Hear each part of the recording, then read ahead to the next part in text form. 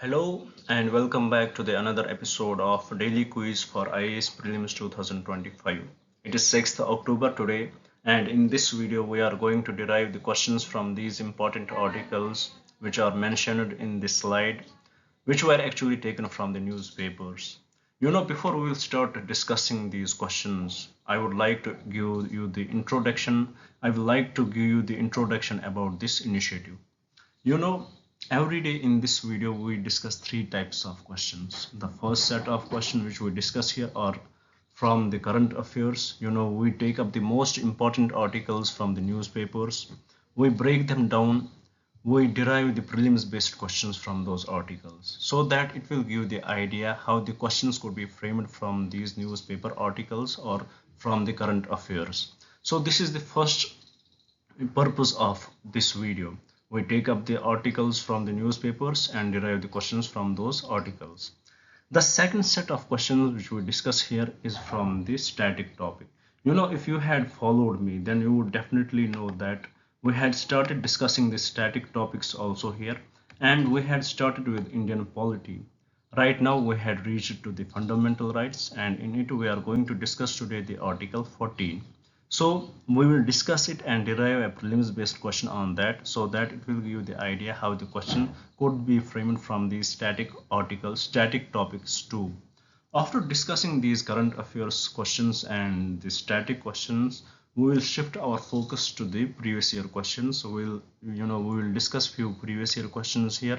It will give you the idea how the questions do actually come in the exam and what can be the methods and ways by which we can solve these questions, and also it will give you the understanding about the UPSC pattern, that how they have the habit of repeating the questions or repeating the statements. So we will grasp as much knowledge from these questions as possible and try to implement that knowledge in the next exam. So this is all about this initiative. Now before we will start discussing these questions here, I would like to request you a few things. The first thing which I want to request you guys, which I want you to follow, is please do watch the video till the end. Don't skip it. Don't put it on fast forward or skip the introduction part. Just watch the full video. Take your time. It won't be more than half an hour. Take your time and watch the video. It would be very much essential for you. It would be very much helpful for you. It may seem boring, but trust me, it would be very much helpful for you, because the questions we get here are taken from the news articles. They are taken from the static portion. They are taken from the previous year questions. So who knows, maybe in the next exam many questions would coincide with these questions and you will be very well prepared before the exam. And second thing which I want to request you, which I want you to follow, is please do note down these questions anywhere, or at least take the screenshot of these questions. You know how it will help you. When your exams would be near and you would want to revise your current affairs. At that time, revising current affairs is the most hectic part, because I had been the aspirant and I had seen this. Revising the current affairs is the most hectic part in while you are preparing for UPSC exam. So if you have these questions with you at that time, you would just repeat these questions. These questions would definitely connect you with the current affairs topics, and also it will boost your confidence before entering the exam hall. And another thing which I want to request you is please do subscribe the channel, share it with your friends so that they may also get benefited from this initiative, and also you know do subscribe the channel and write in the comments about this initiative, what are the shortcomings in it, where we should improve, or what else should we bring for you. Don't hesitate to criticize us. We are here to help you and we are here to improve. So please write everything in the comments. Don't hesitate to criticize us, and also appreciate us by writing the comments if you like the initiative, and hit the like button also. So this is what I want from you. Now with this, let us start with our first topic, which was in the news. Let's get the context of the questions which we are going to solve in the next slide. The first topic is about the Abujamad Naxal encounter. These Abujamad forests, they are located in the central India, in the Chhattisgarh region, So this forests, they had been very much, very much uh, localized by these Naxal terror groups. They had been occupied by them, and these Obujmat forests has seen by them as the safest zone for them. But if we will, we yesterday also discussed about the encounter in yesterday or day before that, we discussed about the encounter in Chhattisgarh where 30 some people were killed there. 30, I guess 32 or 28, something like that was the number. These Naxals were killed, and this region has been the death zone for them from last few years. It is only because of the security upgradation we have done, the approach the Home Ministry had shown towards curbing the Naxalism, and also the work from the Modi government, what they had done with this record in curbing the Naxalism. So in this, what we need to know, we should know where this Abujmat forest is located. A direct prelims based question could come from this, and let little bit we will understand about this, its features. And also with respect to the Naxalism, we should know that Amit Shah has conducted a high-level meeting with the top chief ministers of the Naxal-prone areas, top chief ministers of those states where Naxalism is very much active. Amit Shah conducted this meeting, and it was proposed in that meeting that by 26 March, by 2026 March, the India is going to curb the Naxalism to the fullest in these particular states. So India is very much moving fast forward in curbing the Naxalism in India. And also in this meeting, it was mentioned that since the proactiveness shown by the Indian security, the Naxal violence has reduced to 72%, and also the Naxal killings, what they used to kill, what they when they used to kill the civilians or security forces, that has been also reduced to 82%. So this is the most this is the important points from this meeting which we take on. What we understood from here, what we have to understand, this Abujamad forest, where it is located, its features. We understood that India's approach to curb the Naxalism is by March 2026, and also we got some data from this important article about how Naxal violence has reduced because of the proactiveness shown by the Indian security forces, and how Naxal killings had reduced. So this is all about this article in nutshell. I hope you had got the context. Now in the next slide we will solve the questions with respect to this article. Then the another article which was in the news is about the role of the mechanized infantry. You know, this mechanized infantry at this time, previously, in fact a few months before, it was visualized as the outdated technology. Everybody thought this won't be that much helpful for the countries now, because the technology has moved so fast, the defense system has moved so fast, it is now outdated, it is now obsolete. But recent trends which we had seen in the Ukraine Russia war, where these mechanized infantry was used at the highest level, where tanks were used, it has shown that they are still very much relevant right now. Even today they are very much relevant. And also in the Gaza Ukraine war and other places where right now where the geopolitical tensions are going on, still these mechanized infantry is used. So with respect to this, we had also seen when there was a clash between India and Chinese forces in Ladakh, we had seen that we had used these mechanized infantry there to the highest level. We had brought our tanks which we have. For example, we had T-90 tanks, which is also called Bhishma, and BMP-2. They were brought on the war field. They were in direct contact with the Chinese, tanks which were, which they used at that time, and there was high chances of China-India war in that region. So the major concept of this article is the main idea. What does it wants to give us, that India should not ignore these mechanized infantry. We should learn from Ukraine-Russia war how they had used it, and similarly we should continue using them rather than directly shifting to other technologies. They may seem outdated, but they are not. They are very much relevant in this technology, in this scenario also. This is the basic idea what the article wants to give us. And one more thing about this article which we should know, that since Ladakh is a high terrain area, so a question could come in our minds that how these vehicles, how these tanks are lifted there. It is only because of they are done by the air flights. For that, AN-32 and IL-76 are used. So this was in a nutshell about this article. Now with respect to this, we will solve a prelims based question and get more idea about it. Then another article which was in the news is about the Israel versus UN. What is this about?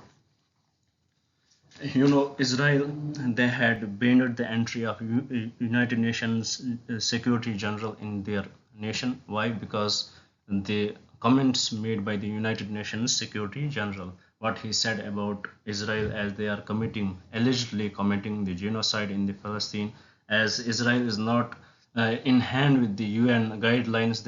Israel is not in hand with the UN guidelines. So it is very much understood that Israel is not going to like it. So in response to that, the Israel has, what they had done, they had banned the entry of UN Security General's entry into Israel, and it has been highly criticized by all the countries, whether they are the close allies of Israel. For example, USA, they had also criticized this move from the Israel. So this is in a nutshell about this article, and we should know that UN Security General, he heads the UN Secretariat. He is the one. It is the one of the primary organ of the UN, and it is who does appoint him. It is the UN General Assembly, but it is by voting. It is not directly done by. There is no direct voting. I will tell you. UN General Assembly does not directly vote for any person. The persons which are recommended to the UN General Assembly, it is actually recommended by the UN Security Council. So we can say UN General Assembly, their voting happens, but actually they are recommended by the UN Security Council, and it shows the power of the P5 countries with respect to the appointment of the UN Security General. So this is in a nutshell about this article. I hope you had got it, and with respect to this, we will solve a prelims based question. And then another article, it is about the Sundarbans. We will solve a question with respect to this and get more idea about it. It is shared between India and Bangladesh. It is home to the Royal Bengal tiger, but there, because of the human interference, there has been man-animal conflicts, and also it is one of the major zone which hosts the mangrove forests, but we had seen the decline in that too from the last few years. So we will understand much about the Sundarbans with respect to the question which we had brought in the next slides. After this, we had brought in another article. It is about the Rani Durgavati. You would guess why we had brought it directly Rani Durgavati, how it is relevant. But we had seen an article in the newspaper. It is about the MP cabinet. They have held meeting at Singrampur, which was actually capital of Gondwana kingdom. So we should know about Rani Durgavati. We will understand about her in the question. We had brought the most important points with it. In nutshell, she was the queen there, and it is said that she was the force which stopped Mughal invasion there, or they were in, they had very much resisted the Mughal invasion in this particular region. So with respect to this, we will solve a prelims based question and get more idea about it. Then the another article which was in the news is about the Chopin tribe of Andaman and Nicobar Islands, as it has it is written by an renowned author. He is one of those persons who had studied every tribe in the Andaman and Nicobar Islands. He said that according to him that there are only few hundred, approximately 200 to 300 people only of this tribe in this region, who are few people of this tribe are left. And according to the author, the Great Nicobar project is going to harm them. So he discussed about that. So what we get from this article, where this Champion tribe is located, and how, you know, on what edge they are about to be eliminated, on the edge, as they are on the edge to be eliminated. After that, there was another article in the news. It is about the Hillary donkey. Hillary. Start discussing these questions. The first question says, which of the following statement or which of the following statements about the Abujamad forest is are correct? The first statement, Abujamad is located in the central part of India, which is in the Chhattisgarh, and is known for its dense forests and biodiversity. 100% correct. Actually, it is known for the insurgency is happening there. It is known for the Naxalism there. So we can also attribute dense forests and biodiversity to this particular region. So statement 1 is correct. Second statement, it says the region is home to several indigenous tribes, including the Gond and Maria tribes. 100% correct. Nothing wrong with this statement. Statement 3, Obujmat forests are part of a protected national park designated for wildlife conservation. No, it is not part of that, so it is incorrect. Statement 4, the area has been largely untouched by modern development, preserving its ecological balance. 100% this area is largely untouched by the modern development, and the main reason for that is that presence of Naxalism, and that is why Naxalism have seen a safe haven for them in this particular region. And also the tribe is living there. They want to preserve its ecological balance. So this statement is also correct. So with respect to this question, the correct statements are statement 1, statement 2, and statement 4. And from the code given below, the correct code would be option A. With this, let's move to the another question on the next. It says, it is about the T-90 tank. We discussed how this mechanized infantry is very much relevant in this time period also. So with respect to this mechanized infantry, we have this T-90 tanks, which we had procured from Russia. So let us try to solve this question and get more information about it. The question says, which of the following statements regarding the T-90 tanks used by the Indian Army are correct? The first statement, it says the T-90 tank is an upgraded version of T-72 tank and is equipped with advanced armor and weaponry. Nothing wrong with this statement, correct. Second, India is the largest operator of T-90 tanks outside Russia. 100% correct. Nothing wrong with this. Third, the T-90 tanks are primarily designed for high altitude warfare and are best suited for mountainous terrains. Yes, they are best suited for mountainous terrains, but they are not primarily designed for high altitude warfare. They are designed for overall warfare. So its primary purpose is not for the high altitude warfare. So this statement is incorrect. It can be used in any terrain, whatever the terrain would be.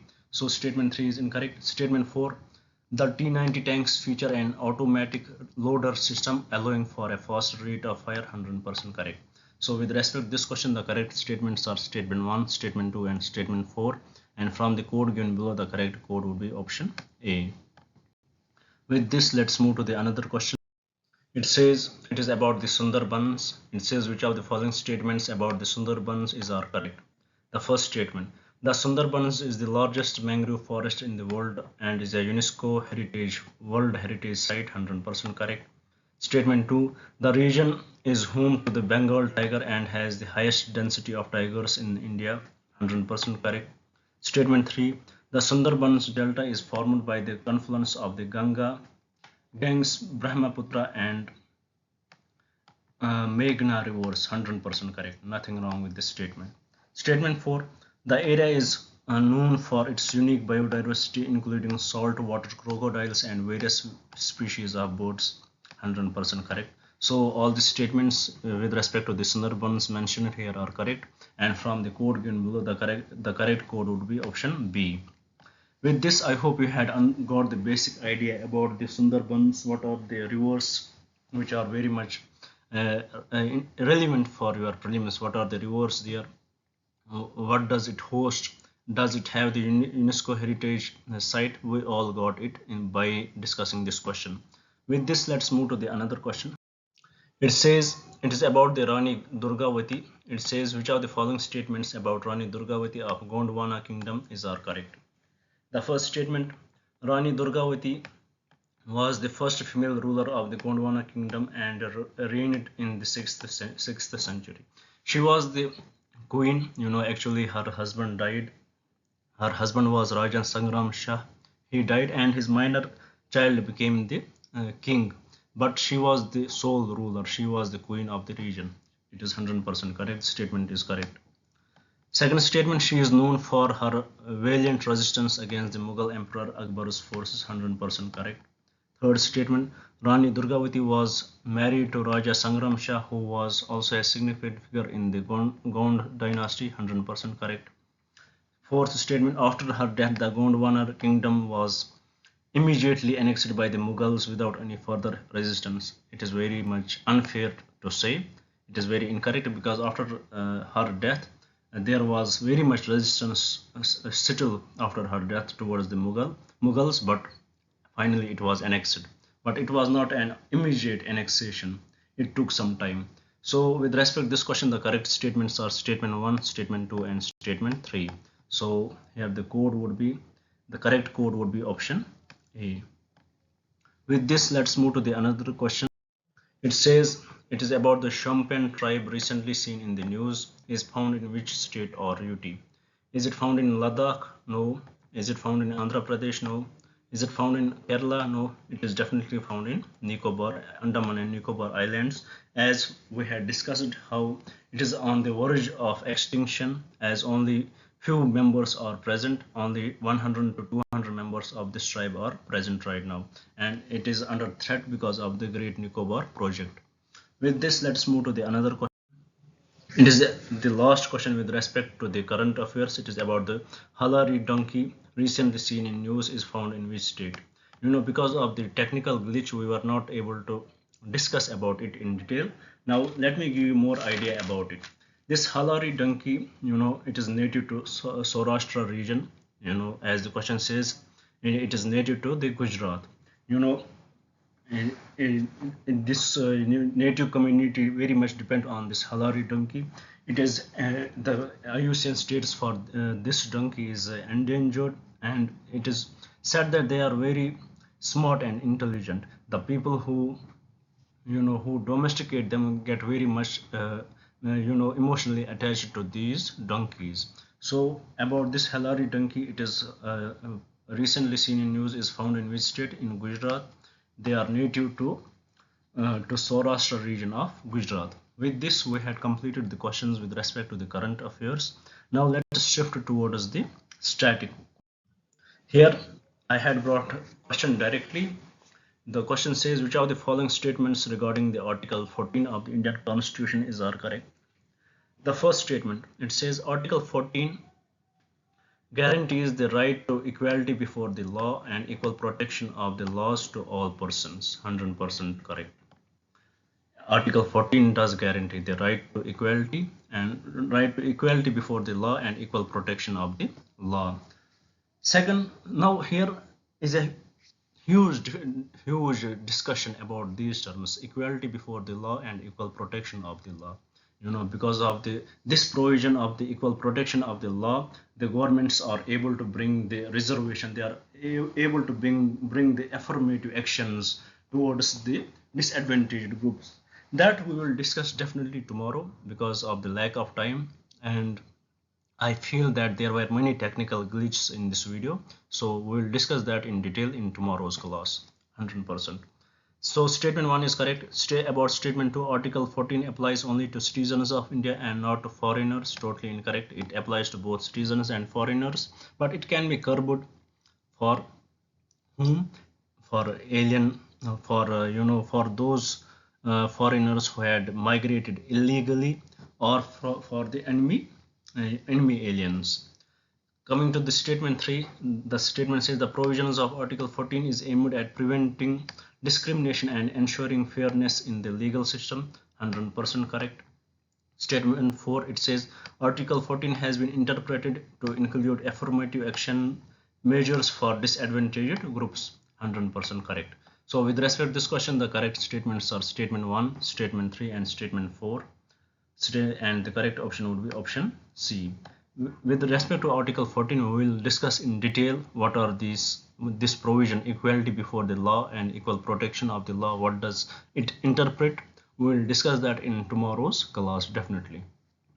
With this, let's move to the last part of our discussion, which is about the previous year questions. Here the first question is, as it is a direct question, it says who headed the interim cabinet formed in the year 1946. Who was the head of this interim cabinet? Was it Rajendra Prasad? Was it Jawaharlal Nehru? Was it Sardar Vallabhbhai Patel, or was it Raja Gopalacharya? So what do you think? Who was this? Who headed this interim cabinet? It was definitely the Jawaharlal Nehru.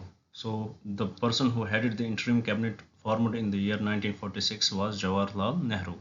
Now with this, let's move to the last part, last question of today's discussion. It says the leader of Bardoli Satyagraha was he Sardar Vallabhbhai Patel? 100% he was the leader of the Bardoli Satyagraha, and the woman there, they gave him the title of Sardar. With this, we complete today's discussion. I feel there are many technical glitches which I missed, to resolve those things. I hope still there is much information for you which you can grasp from this video. I hope you would like the video and share it with your friends so that they may also get benefited from this initiative. Thank you for staying with me. Thank you very much. Have a nice day.